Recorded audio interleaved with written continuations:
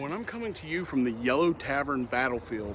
This battlefield is just outside of the city of Richmond, and is most famous for the death that happens here, which would be the death of General Jeb Stuart, the Cavalry Corps Commander of the Army of Northern Virginia.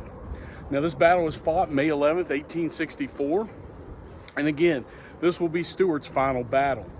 What's going to happen is, while you have fighting north of Richmond, all the way up at Spotsylvania Courthouse between Robert E. Lee and Ulysses S. Grant, the Army of the Potomac, Army of Northern Virginia, you're going to have a cavalry raid under Philip Sheridan that's going to come toward Richmond.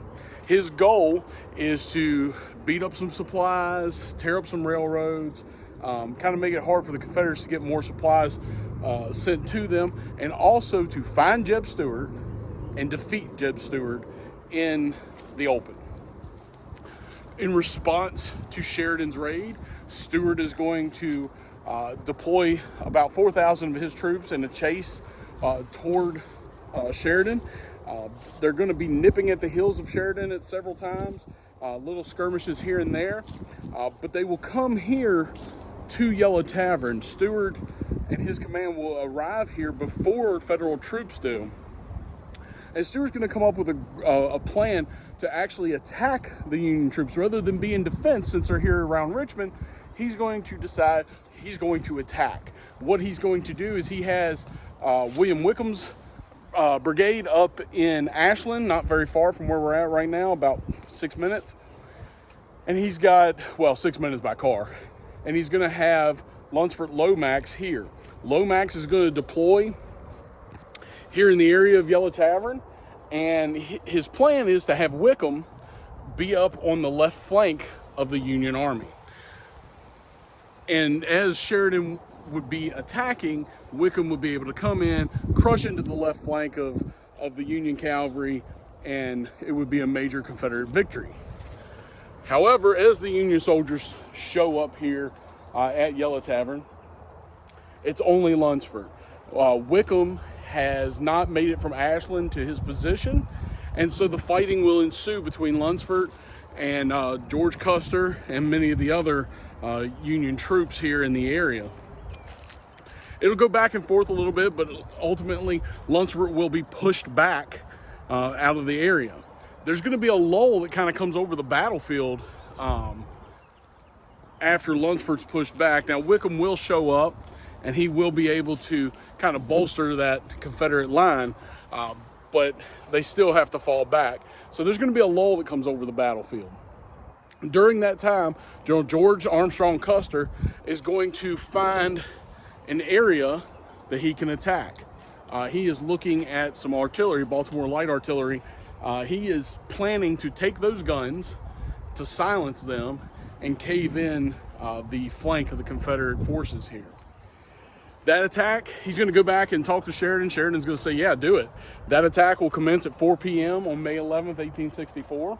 And again, the fighting will be intense. It'll go back and forth. Just as it looks like the Confederates are breaking, a unit will come flying in. Reserves from Wickham will come flying in, and they will start pushing the Union troops out. At that point, Jeb Stuart is going to be just in awe of what's happening and excited. He's going to join in the charge, shooting at the retreating enemy. As he's doing so, one of the dismounted Union soldiers is going to be running by the general, and he's going to shoot Stuart into the stomach. It'll exit out his back. Stuart will go down, and at that point, a Union counterattack is happening, as Custer is bringing up the 7th Michigan and other units to counterattack the Confederate thrust.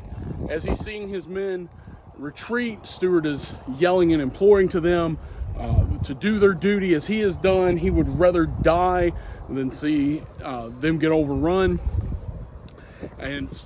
But unfortunately for Stuart, this will be his last battle, and it will be a Confederate defeat for him.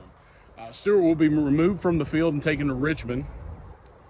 In the meantime, the Confederates will lose this battle. It'll be a major Union victory. Stuart, once he gets back to Richmond, he will linger until 7:38 p.m. on May 12th, 1864. And the last thing he is going to hear is a hymn, The Rock of Ages. That was his favorite hymn. He asked for it to be sung as he lay there dying. If you get a chance to come out here to Yellow Tavern, it's off the beaten path, it's in a little neighborhood, but there's a monument to Stuart here, nice little cannon. It's a very beautiful little area. Again, it's down here in the neighborhood. You wouldn't even know it was here unless you try to find it. There's a Silver Trail sign here, so you can get on their website and use their interactive map to get directions to here. But this is Jeb Stuart's last ride. So definitely get a chance to come out here, definitely do so.